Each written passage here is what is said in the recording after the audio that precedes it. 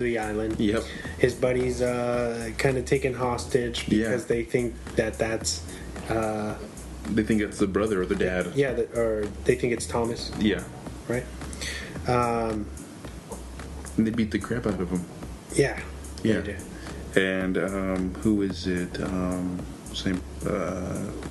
That's when we meet the two heads, Malcolm and Malcolm and Quinn. Yeah. Yeah.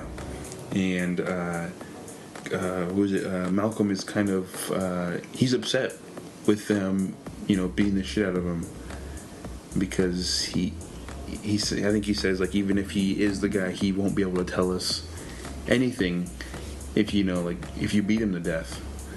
And because they want the ransom money because their crops are failing, their livestock isn't reproducing any offspring, and their island is basically dying, or their flock is starving. And and Frank is the other one, right? Mm-hmm. Yeah.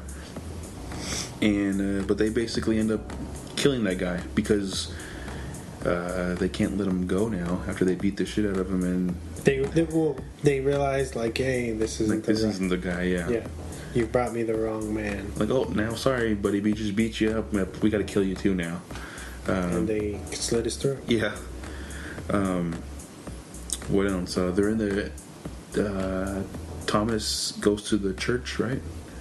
And they go kind of he has a sermon. Malcolm he starts preaching this Bible that they've created, and that's the first time I think Thomas sees this kind of old lady figure walking on the side of the building on the outside, and I don't think anyone else sees her except for him and the prophet Malcolm, who kind of gets freaked out about that later. What else? What happens after that? So, we were kind of introduced to this, like, the whole thing with this code is like blood. Yeah, they offer kind of bloodletting. Yeah, they have it's like a sacrifice, I guess. Yeah, like every night or every week you cut yourself and you bleed out into a little jar. Fill it up as much as you can without passing out or dying, and you leave it outside of your door at night, and they come by and pick it up. And I think Dan Stevens' character Thomas, he comes back to his room where he's staying, and he sees that his jar is empty, and he sees that the person across from him is has a pretty full jar, so he just gets the jar and pours his blood into his empty jar, and he's like, oh yeah, there you go. And a scene that really kind of was unsettling is he grabs the key to unlock his door and he cuts his finger because of the way the key is shaped. And some blood falls on the ground, and then he goes back inside and the camera kind of focuses on the drops of blood that are on the floor. And then you see it kind of trickle down into the cracks of the floorboard, and then you see that there's someone underneath the floorboards kind of just like devouring the blood as it drips down. He's like, and it's just fucking creepy as hell. And I was like, what the fuck? That was the first thing that was like, oh, this is getting pretty weird. Yeah, this is a little different. And it just gets progressively more weird. Yeah. And but I mean, I guess that's a running theme for our picks. Yeah. It's crazy shit. Yeah. So Malcolm, Quinn, and what's the other guy's name? Frank. They know that the intruder is on their island, so they say, okay, we'll get all the new members of our group, and we'll take them to the church, and we're gonna basically interrogate all of them. And there's about 10 of them, I think. And they have them all. They say, oh, there's an intruder here. He's been sent here to deceive us, and we want to figure out who it is. So, if you're the intruder, kind of let us know. And nobody says anything. They're kind of just looking back and forth. And he says, okay, everyone just kneel down. And then he has one by one each person recite part of a verse from their Bible. And when it gets closer and closer to Thomas, he kind of realizes, oh shit, I don't know anything about this book, and they're getting pretty close to me, and he's gonna get found out. And then you see him kind of grab at his waist, and he's pulling out a knife to get ready to kill Malcolm or defend himself. And as he's doing that, he sees the guy next to him do the same exact thing. So he's like, what the hell's going on? At least that's what I think he's thinking. And when he gets to, when Malcolm gets to the guy next to him, he kind of pokes him and says, you know, like, recite the stuff. And he doesn't, and then I think he says, for king and country, or God save the king, or something like that. Mm-hmm. And he pulls the knife out, and then his guards, Malcolm's guards out of nowhere, just freaking full, like, they just, he turns into like a shish kebab. But you forgot to say that, in this, what's his name? Thomas. He looks like he tries to stop him. Oh yeah, that's right, yeah.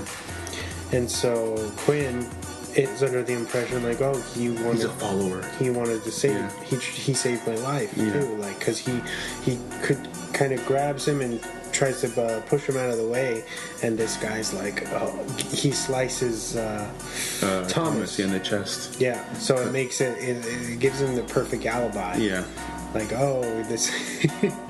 Yep. And so Thomas is hurt. This guy gets fucking shish kebabbed. Yeah, fucking hardcore. He gets stabbed like. And he's still alive. And he's still trying to stab him as Malcolm walks up to him, and the guy's like, just, and it's like, God damn, this guy has no quit. Mm-hmm. But yeah, and then Thomas is pretty much bleeding out, I guess. Then they take him to his house, where his daughter lives. Right, it's his daughter, mm-hmm. And she's basically a surgeon, kind of, mm-hmm. Maybe the, or like the town nurse, yeah, whatever. And she knows how to stitch up wounds and everything.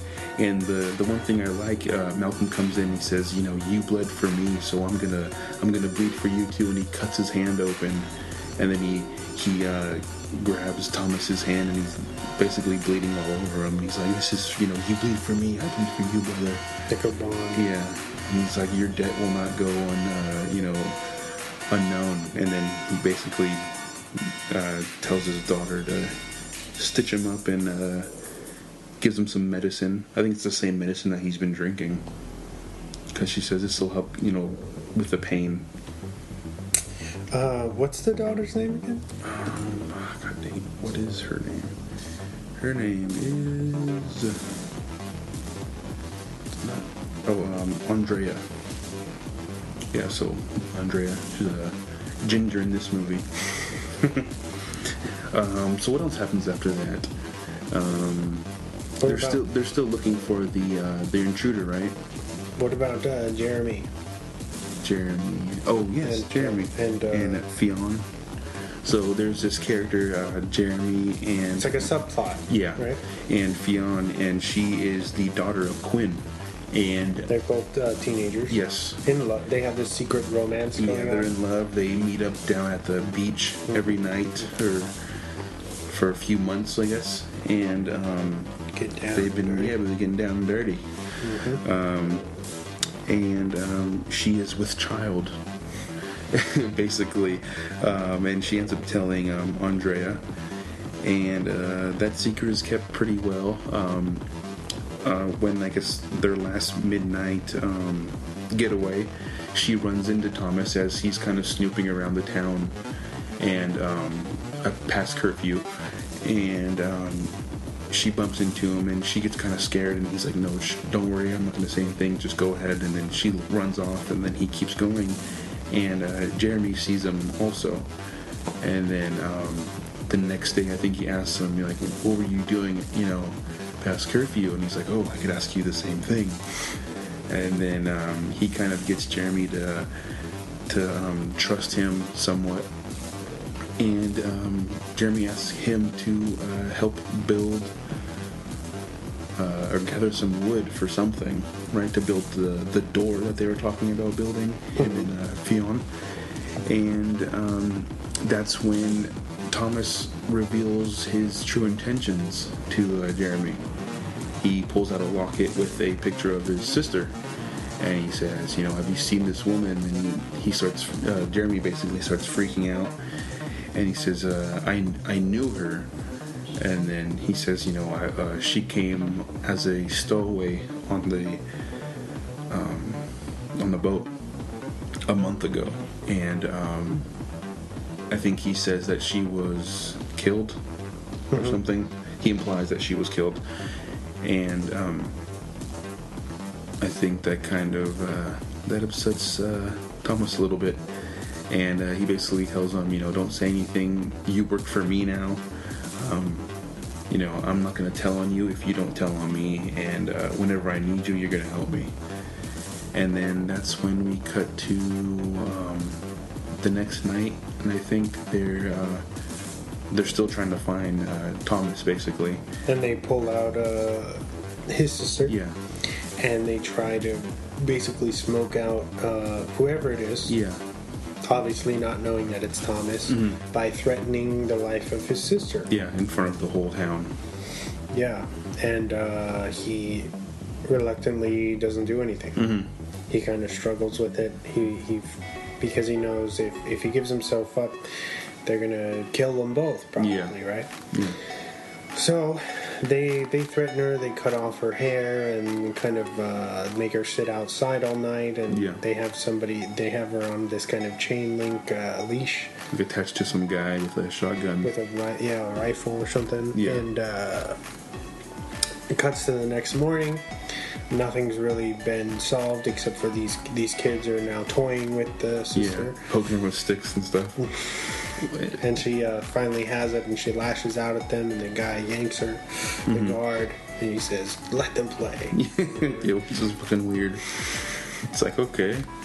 And then that's when Andrea sees this happening. She runs down and helps her out. Yeah, helps her out. Basically, gives her some food and a blanket, and she can tell that she's not like everybody else. She kind of she feels compassion for her and feels sorry. And what happens after that?